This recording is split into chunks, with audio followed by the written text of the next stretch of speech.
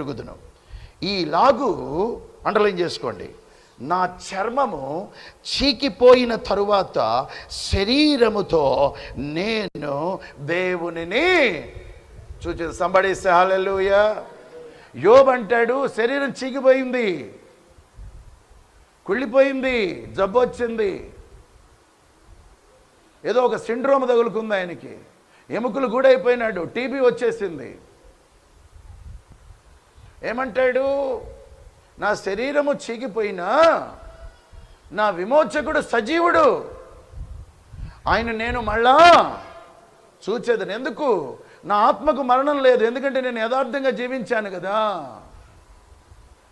రెండో మరణం లేదు నా ఆత్మకు. అందుకు యేసుక్రీస్తు అదే అంటాడు. అందుకే యేసుక్రీస్తు నేనే మార్గము, నేనే సత్యము, నేనే. ఆ రెండవ మరణము తీసేయడానికి మార్గం ఆయన.